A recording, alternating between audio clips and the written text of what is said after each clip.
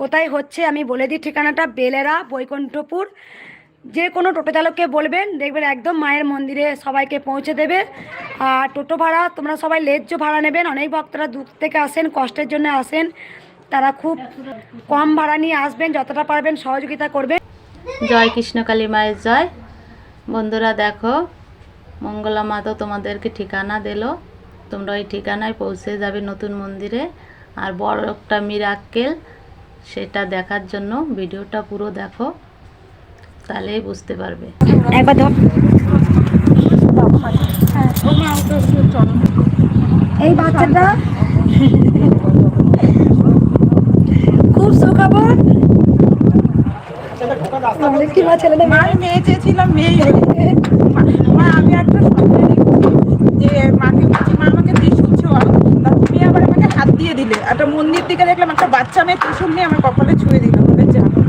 একদম এই বাচ্চাটা মায়ের মুখে শোনা যায় কি উপকার হয়েছে। বল মা, রাখো বাবা, দুজনেই বলবে, তোমরা বলো।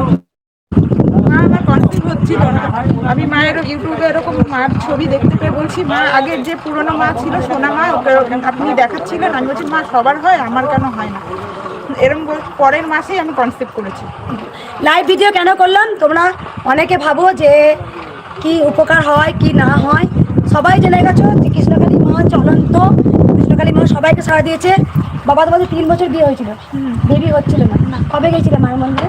মায়ের মন্দিরে যাইনি, এই আসলাম। মা ঘরে বসে নাম করেছিল, আমার যদি বেবি আমি দেখা করতাম, আমি ফল দেখে তারপরে আমি আসতে বাধ্য হলাম।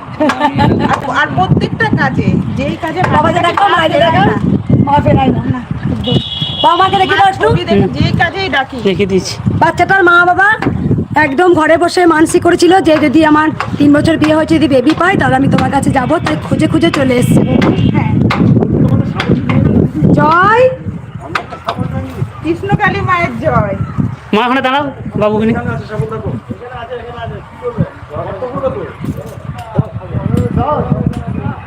পুরো ভিডিওটা দেখার জন্য অনেক অনেক ধন্যবাদ। নতুন নতুন ভিডিও পেতে চ্যানেলটিকে সাবস্ক্রাইব করে পাশে থেকো।